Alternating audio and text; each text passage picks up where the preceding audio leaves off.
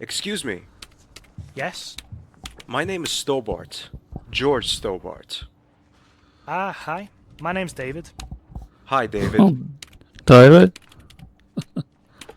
Does the word Templar ring any bells? Sorry, I don't know anything about that. I'm studying animal science, and it's nothing about animals, is it? Actually, it kind of is. A weasel and a gorilla are working for them. Weasel and a gorilla? How? That's a long story. Ah, I see. Unfortunately, I'm in a bit of a rush with this. I have to hand in my essay next Monday, and I haven't even half finished. Bloody Cheer hell. up. I'm sure you'll make it.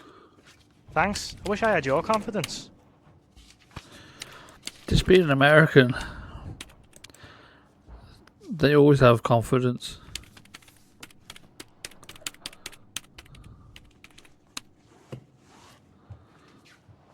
No, I don't know where I'm going down there. You will do. Excuse me, ma'am. Yes, please? I need some information about one of your members, Jimmy McLaugh.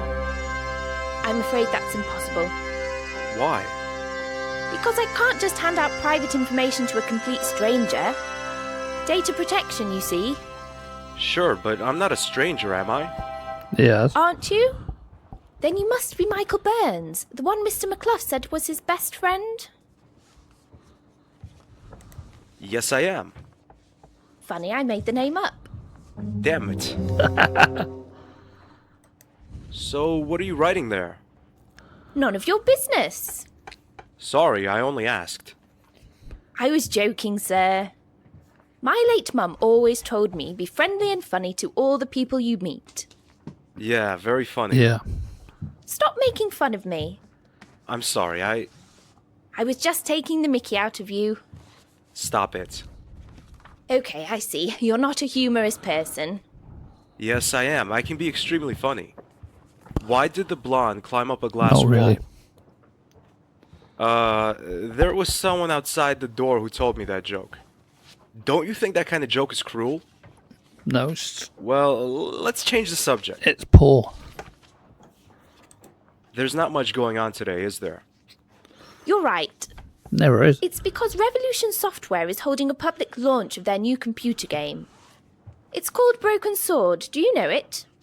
I don't, and to be honest, it doesn't really sound that great. I don't think it'll be a success. In a few weeks, no one will be talking about it anymore. Yeah, and then they make, what, more games after that, so yeah, it's still a thing. And there is a talk of another game coming soon, a sixth one, so that didn't age very well, did it, George? Do you know anything about the Templars? Only a little.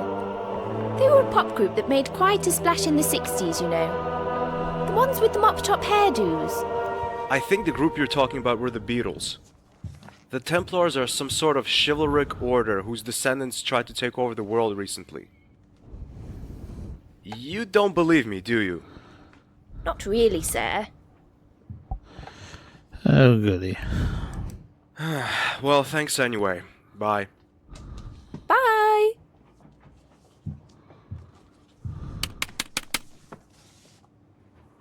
No, I don't know where I'm going down there.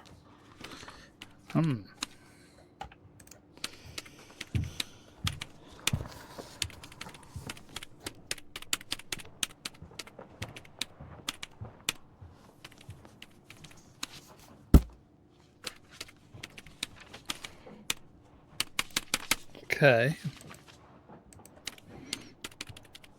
I haven't read a...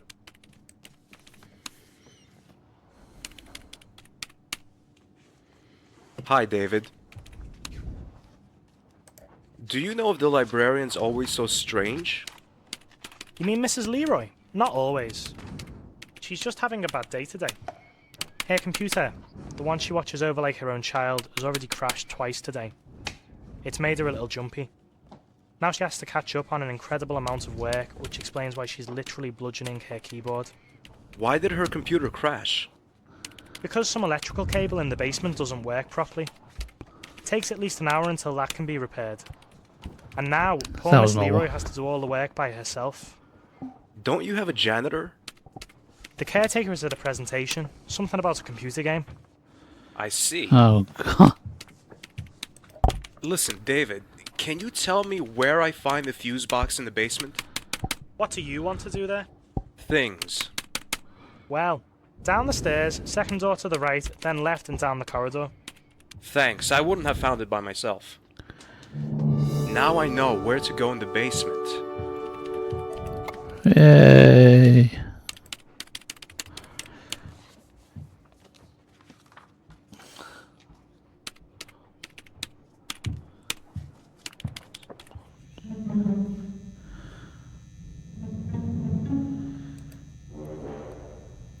It says York United. Oh goody.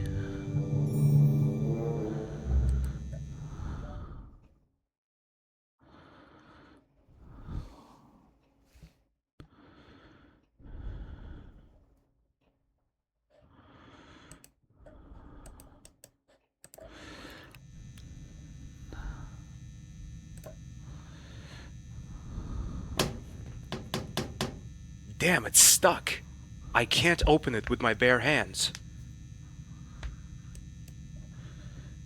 Oh shit. This should work. It's a screwdriver, of course it can't work.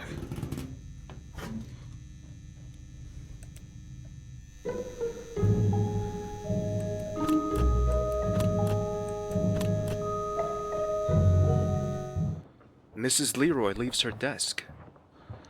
Yay.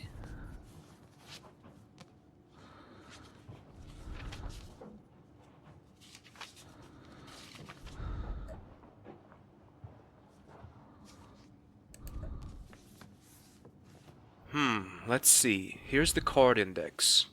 Manish, Marworth, McKinsley. Aha! There it is. McLaw, Rangersfield Hall.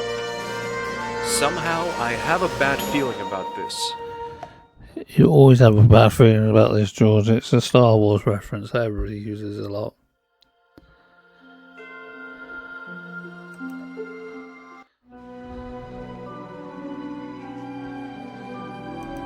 Somehow, I feel nervous. This stately home somehow reminds me of the Villa de Vasconcelos. Does it? Okay.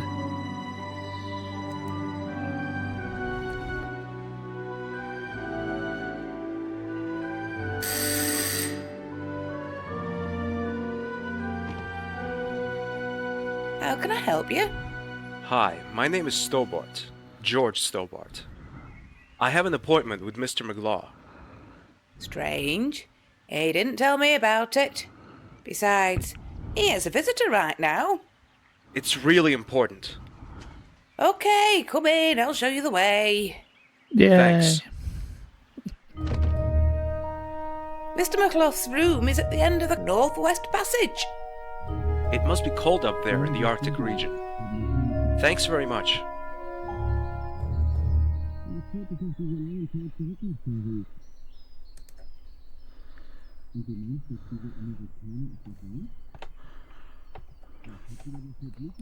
Without the seal, we won't have a chance. That could cause problems. And you think this American knows something? Definitely, he's real nosy. If you're right, we'll get all the necessary Yeah, information. they about got the that man. right. He is nosy. How will we catch him, Jimmy? I've had two of my best men take care. Should be good soon. Even though I can't stand the man, we did agree that you wouldn't hurt him. You only want his information. Sure, that's what I said. Could I use your toilet, please? Of course, it's just down the corridor. Josh, Andre, traitor. you sneaky traitor. it's not what you think. They only want to talk to you.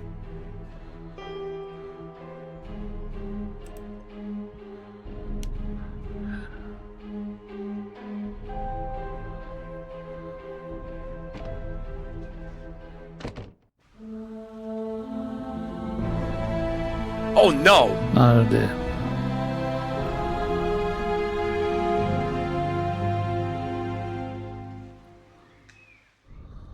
Mr. Stobart, we'll talk to you later. In the meantime, you can get familiar with your new roommate. If you aren't familiar already, that is.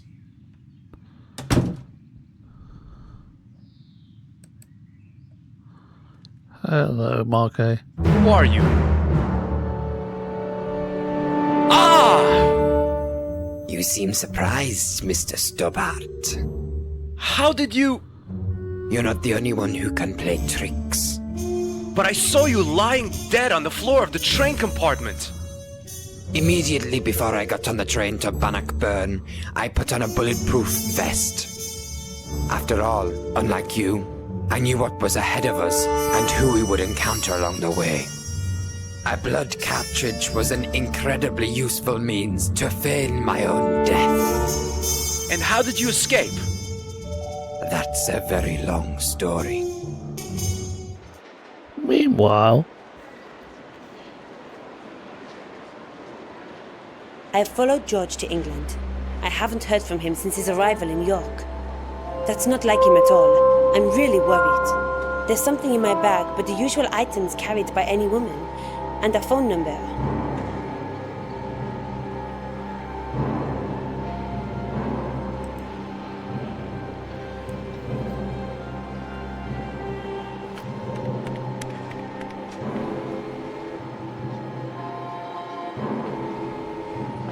Jimmy McClough? Who's speaking, please? My name is Nicole Collard. I'm a TV journalist with the French channel Canal 1. We were thinking about airing an extensive portrait of you, which would include an interview. After all, you're one of the most renowned historians of our time. It sounds really tempting, but I think I'm going to have to turn you down. That would be a great pity. We're one of the most successful channels in Europe. Our ratings are very high, which would guarantee that your portrait would find a great audience. You would be able to tell generations of people about your views on some of the most historic events. I mean, you're one of the very few allowed to oversee the preparations for the first moon landing. You were able to follow Armstrong, Aldrin, and the others during their training for the mission. It would be a shame if the public were denied these unique insights. I must admit that you've done your research well. Thanks. Under the circumstances, I'd be happy to meet you here at my house sometime. This may sound a little forward, but how about conducting the interview today? Today, you TV people move awfully quickly, don't you? That's our trademark. Very well then. I'll be at my house at 2 o'clock. For reasons of security, I can't tell you my address over the phone. But you can meet me secretary at the History Museum. She's leading a tour for a group of children there. I'll phone her and tell her you're coming. She'll bring you here. I'm sorry that I have to make it this complicated, but there really is no other way. There have been attempts to assassinate me. It seems as if I don't only have friends. I'll wait for you till 2 o'clock. That's in 20 minutes. If you're not there by that time, we'll have to postpone our meeting by about 3 weeks. Because I'm going on a 3-week business trip today. cool. Attention, ladies and gentlemen. My name is Derek Stevenson. I'm with the York Police Force. There has recently been an unpleasant increase in theft of luggage at this airport. That's why we are carrying out a routine search. Please stay calm, there's no need to panic.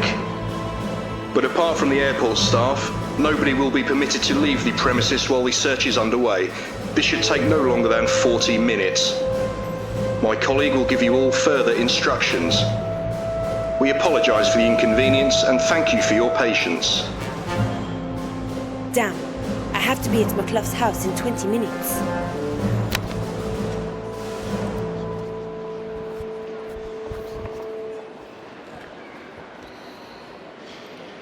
Stop, you can't go in there. This entrance is for staff only. I must see your ID card. Well, I left it inside the room. May I fetch it? Section 4, paragraph 3 of operational guidelines clearly states no access to sealed areas for unauthorised persons. Maybe you could fetch my bag for me. Well, not really, but I suppose I could make an exception. What does it look like? Well, there are small hearts on its left side, spelling out, I love you. One moment, please.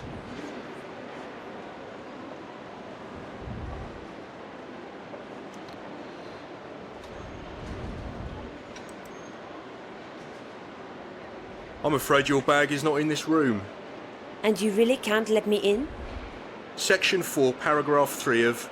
Okay, I understand. Have a nice day.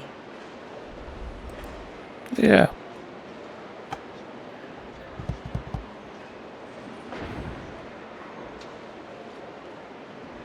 Wait a minute. Only airport and flight personnel are allowed to leave the complex. Don't I look like one of them? That's beside the point, miss. May I see your ID, please? You know, regulations. There's a slight problem with that. My husband mislaid my handbag this morning, and I couldn't find it anywhere. And now I'm unidentifiable, so to speak. Sorry, miss, but without an identity card, I can't let you leave the premises. Okay, I understand.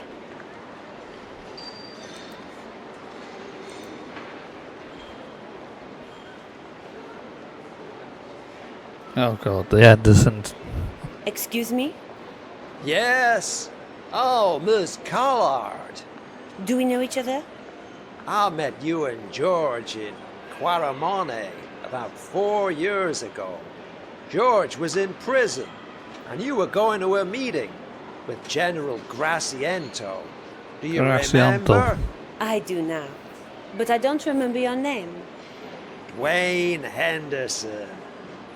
I was there shopping with my enchanting wife, Pearl. Ah, oui, Monsieur Henderson. Nice to see you again after such a long time. How are you doing? So. I'm looking for George. Ah, George! How is he? I'm afraid I don't know. I haven't heard of him in a few days now. That's how men are. Sometimes they need some distance from us women.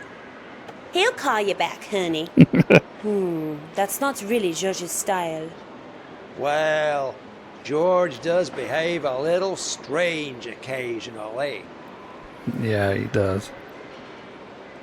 Have you ever heard of a historian called Jimmy McClough? Oh yes, we were in his museum. The History Museum. That's the one, you know it? Not really, but I have an appointment with his secretary. After that, I'm going to meet Mr. McClough in person. You are going to meet Mr. McClough? The Jimmy McClough? Yes, in about 20 minutes.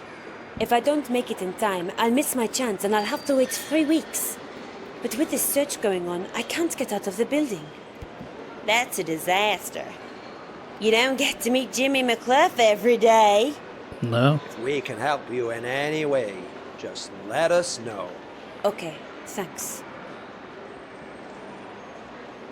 Could you do me a favor? Yes? Could you somehow distract that watchman over there? That police officer? Exactly. Do you want to get into that room? It's my only chance to get out of the building before my 20 minutes are up. Okay, we'll help you.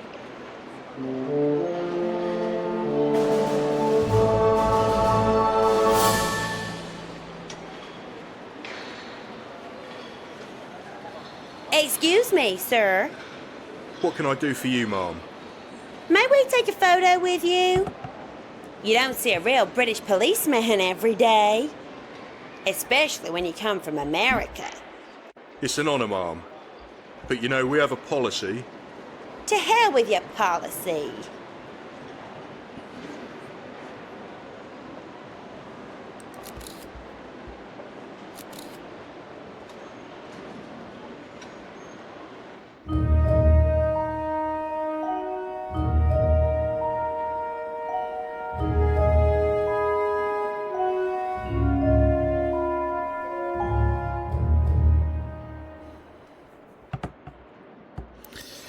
Right.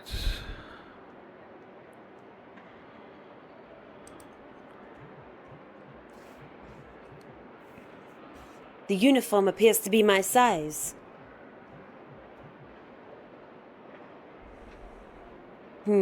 Such things tend to happen every time things start to get interesting. Yeah, it A does. pity, isn't it? Damn, it doesn't fit.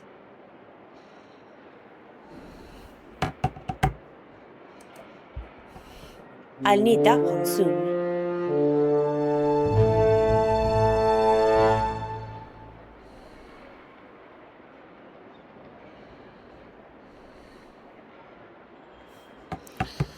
Right. Well, here's a shame the uniforms don't fit, but wait.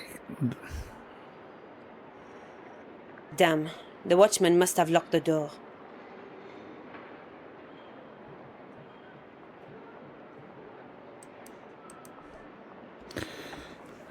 Towel.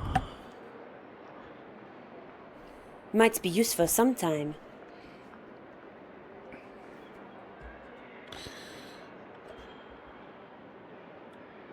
What's it say?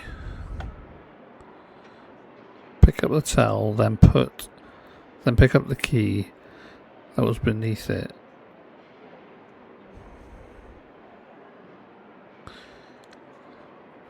Ah, right.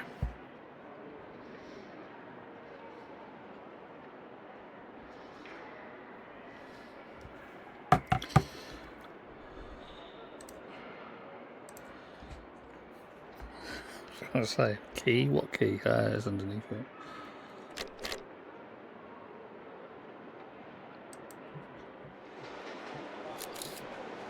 How did he lock the door when it... Oh, I don't know.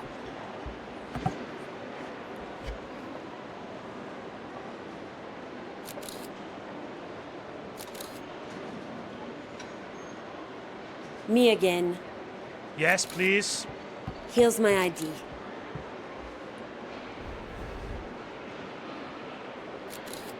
Is that really you in the photograph? Of course it's me. Who else should be on my ID? Okay, miss. Mrs. Sorry, Mrs. Mrs. Wanda Kirsch. Okay, that's the name on this ID card. So you can't have stolen it. If you only knew. Pardon?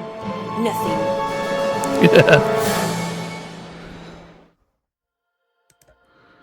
Dart History Museum.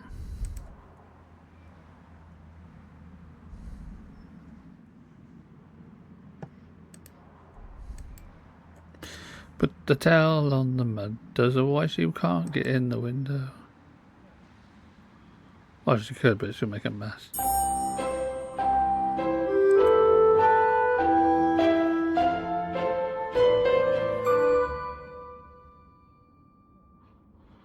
Are you Mr. McClough's assistant? Who wants to know? My name is Nicole Collard. Oh, right. The journalist. We should hurry or we'll be late. Okay. You're going to leave these nutters in here. One's pulling someone's ear. This is Mr. McClough's estate. I think you can find your own way from here. I have to leave you here. My group of children are waiting. Thanks a lot. It's been a pleasure. Goodbye and good luck with your interview. I take a look at my watch and I notice that I'm 5 minutes late. What am I to do?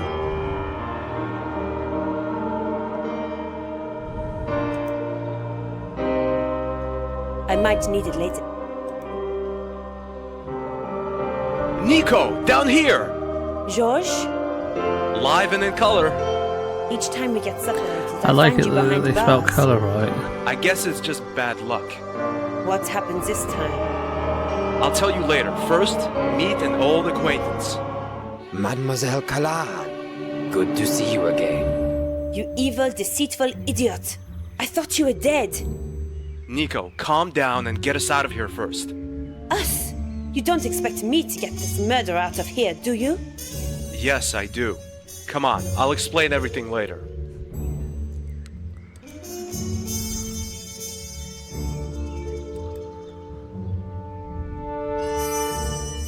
When I was young, I used to watch Western movies with my father. The crooks usually get out of jail by using a horse and a lasso to pull the bars out of the wall. Maybe it works in real life too. Maybe. Well, it did in George's case. In The hose is too loose. The hose is too loose. The hose is too loose.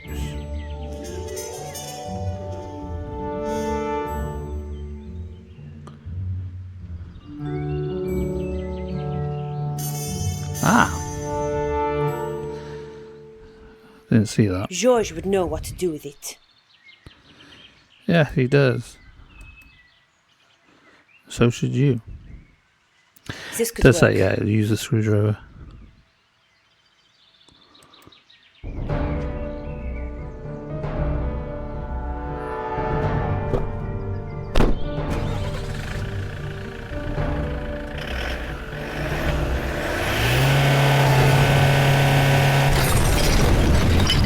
Oops. Who needs a key in a truck anyway?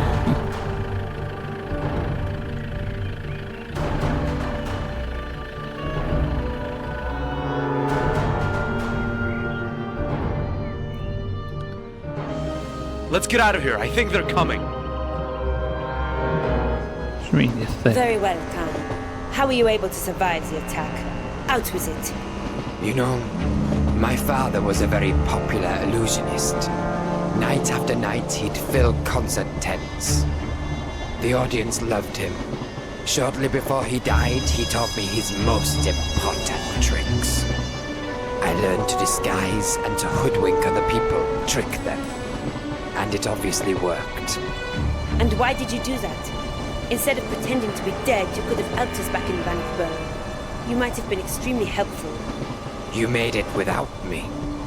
We did, but mainly thanks to a huge pile of luck and an equally huge pile of plastic explosives. And because of that idiot Guido, he really tried to blow out the fire with his mouth.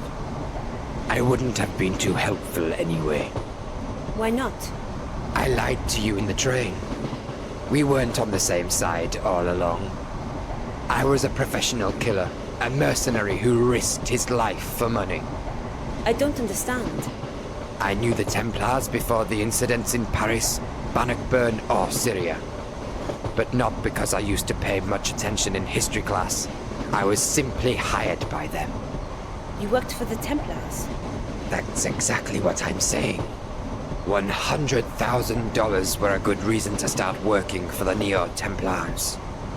My first job was killing a politician in Japan. Then I came to Paris. That was the Plantard job. And why the hell did you try to kill Georges? Yes, why did you try to kill me? He was just an unpleasant witness, that's all. However, I did become curious myself at some stage, so I started making inquiries. I read everything about the Templars I could get hold of, everything about their past.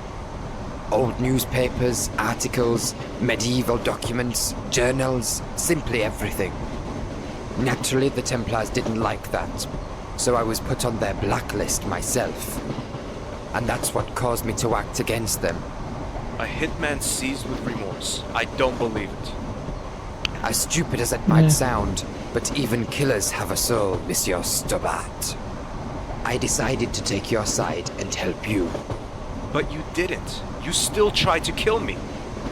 Wrong. I was never intending to kill you. Didn't you?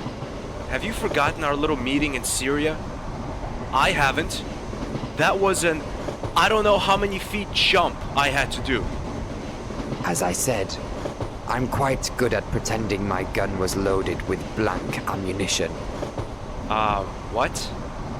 You're telling me I risked my life jumping down there because you threatened me with blank ammunition? It must have been an incredible experience. You said you wouldn't have been able to help us. Why? Very simple. I broke my leg when I fell off the train. What did you do in Jimmy McClough's house? That's a little complicated to explain. Only this much. The Templars still exist. Makes sense.